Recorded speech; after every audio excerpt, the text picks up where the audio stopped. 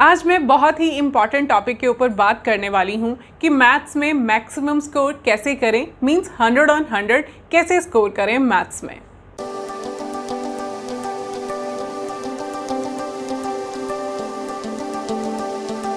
Hi students, welcome to my channel Ramender maths hub. I am रमेंदर।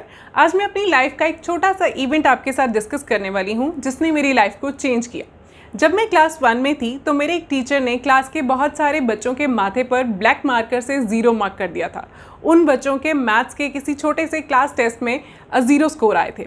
उन बच्चों में से एक मैं भी थी। तो माथे पर इतना बड़ा 0 लिखाकर एम्बैरस तो बहुत फील हुआ, लेकिन उस दिन ने मेरी लाइफ को चेंज किया, मेरे मैथ्स को करने के तरीके को चेंज किया, जिसकी वजह से मेरे स्कोर्स इम्प्रूव होने स्टार्ट हुए। मैं मैथ्स में टॉपर बनने लगी और आज with the grace of God मैंने मास्टर्स भी मैथ्स में किया है और साथ में बीएड भी की है।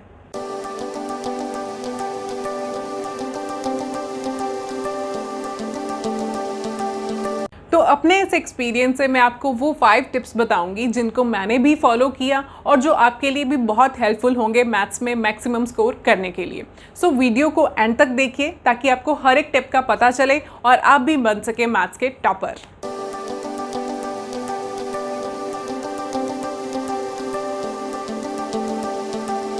अपने टीचर को ध्यान से सुनिए।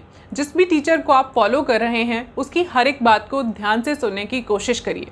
कॉन्सेप्ट को समझाते समय और सम्स को सॉल्व करते समय टीचर बहुत सारे स्टेप्स को बोर्ड पर लिखता है और बहुत सारी चीज़ें वो जस्ट बोल देता है। सो अगर उस टाइम आप अटेंटिव हैं क्लासरूम में तो आपको जो फ़ायदा उस चीज़ का होगा वो आपको एग्ज़ाम में पता चलेगा।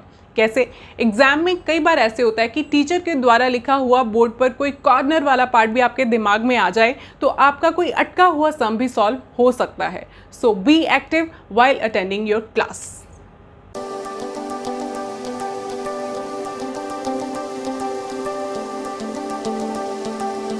जैसे हम लोग साइंस और एसएसटी की नोटबुक्स बनाते हैं, ठीक वैसे ही मैथ्स की नोटबुक बनाना भी बहुत ज़रूरी है।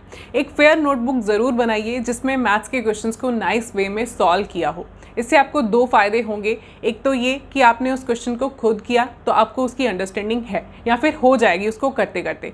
दूसरा फ़ायदा आपको होगा उसकी रिवीजन टाइम पर। जब आपका रिवीजन टाइम आता है तो हम कैसे करते हैं, क्वेश्चन देखा उसको सॉल्व करना स्टार्ट कर दिया रफ नोटबुक में, फाइन। तो किसी न किसी स्टेप पर आप हो सकता है कि अटक जाएं। तो जिस स्टेप पर आप अटक गए हैं, अगर आपको समझ नहीं आ रहा है कि उसे आगे क्या करना है, कहाँ मिस्टेक हुई है, कैलकुलेशन पार्ट में मिस्टेक हुई है, नहीं पता लग रहा, तो आपके सामने फेयर नोटबुक है, वहाँ से आप रेफरेंस ले सकते हैं। तो आपको अपनी मिस्टेक पता लग जाएगी, आपका टाइम भी सेव हो गया। तो इसलिए मैथ्स की एक नोटबुक सेपरेट पक्का बनाइए। एक चीज़ और, जब भी आप अपनी फेयर नोटबुक बनाएंगे तो उसके स्टार्टिंग के 5 to 6 पेजेस आप लीव कर दीजिए। उसमें आप चैप्टर बाय चैप्टर फॉर्मूलाज लिखिए। फॉर एग्जांपल, अगर आप फर्स्ट चैप्टर है आपका अरिथमेटिक प्रोग्रेशंस, तो उसमें आप स्टार्टिंग के पेज में अरिथमेटिक प्रोग्रेशंस हेडिंग डालिए और उसके नीचे उसके फॉर्मूलाज लिखिए। बाद में नेक्स्ट चैप्टर आप मान लीजिए करने वाले हैं ट्रिग्नोमेट्री, तो ट्रिग्नोमेट्री हेडिंग डालिए, उसके फॉर्मूलाज को लिखिए। जितने भी फॉर्मूलाज हैं एक चैप्टर के 10 हैं 12 हैं वो आप लिखते जाइए। इससे फ़ायदा क्या होगा, जब भी आप उस नोटबुक को ओपन करेंगे तो स्टार्टिंग वाले पेजेस आपको सबसे पहले नज़र आएंगे, मींस फॉर्मूलाज की लिस्ट आपको सबसे पहले नज़र आएगी। तो वो आपको देखते देखते लर्न हो जाएगी, आपको अलग से उनको लर्न करना नहीं पड़ेगा।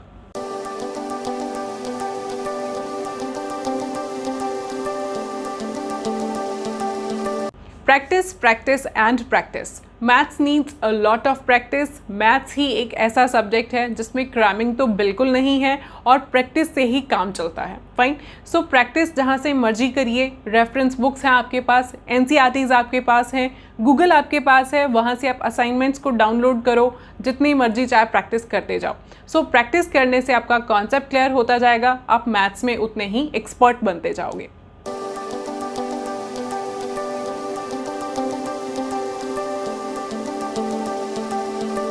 सॉल्व प्रीवियस ईयर पेपर्स, ये भी प्रैक्टिस का ही एक पार्ट है जिसमें आपको प्रीवियस ईयर के क्वेश्चन पेपर्स को सॉल्व करना है। इससे आपको हिंट मिलता जाएगा कि आपको एग्जाम में किस तरह के क्वेश्चंस आने वाले हैं और आपको उनको कैसे फेस करना है। एग्जाम में वही क्वेश्चंस बार बार रिपीट होते हैं, थोड़ा सा स्टेटमेंट को मोल्ड किया हुआ होता है और आप लोग कंफ्यूज हो जाते हैं। कंफ्यूज नहीं होना है, बस आपको प्रीवियस ईयर क्वेश्चन पेपर्स को सॉल्व करना है, आपकी ये प्रॉब्लम भी दूर हो जाएगी।